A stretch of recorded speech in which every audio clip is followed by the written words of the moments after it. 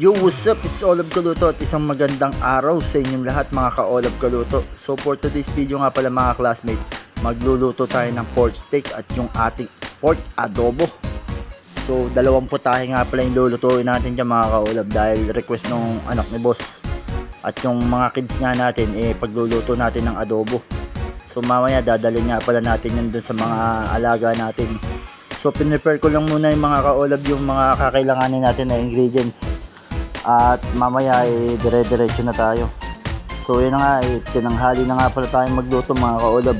Kasi marami pang ginawa si Olab nagpakain pa ng mga alaga. So yun na nga mga classmates, at ginayat na natin yung ating mga kailanganin na ingredients. At mamaya imamarinate na natin yung pork steak natin mga ka-Olab. So yung pork steak na ibang matitira dyan mga ka-Olab pambukas na natin yun mga ka-Olab. O kaya pa kung iutos nung anak ni boss na ipaiihaw sa atin, pwede naman. So yan na nga mga classmates, at mag-uumpisa na tayo magluto ng adobo. So sa mga nagpapa-shoutout nga pala, shoutout nga pala kay paring Mark Adriano. At shoutout din nga pala kay Kuya Gary Gimo Dayaw. Salamat sa pag-share ng ating mga video. At sana supportahan nyo yung mga video ni Olab Kaluto. Maraming salamat sa inyo mga classmates.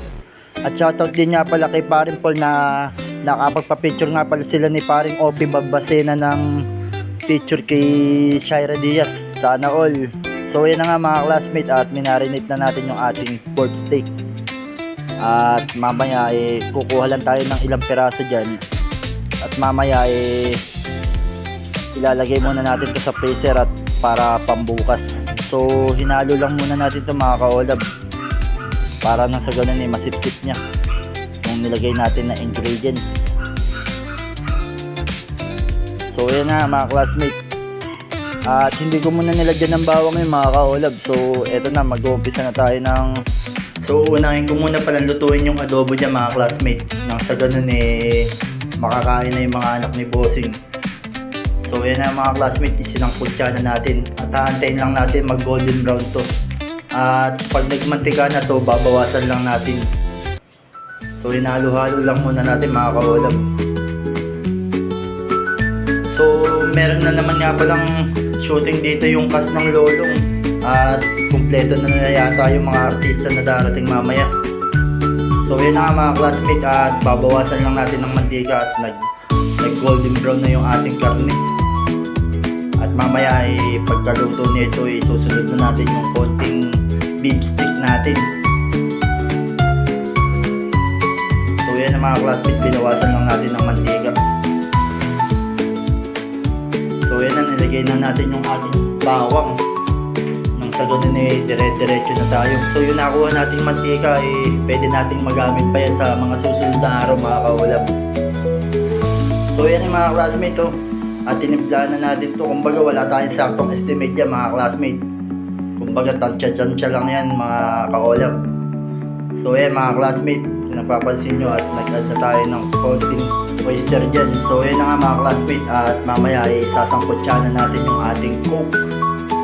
Kumbaga yun yung pangsabaw natin at yung ating suka. So ayan, nilagay na muna natin yung ating suka. So ang gamit ko nga pala dyan mga classmates, yung sukang sasa. Siyempre mas the best talaga yun. So tinimplahan lang natin yung mga classmates. At ayan na, nilagay na natin yung ating coke.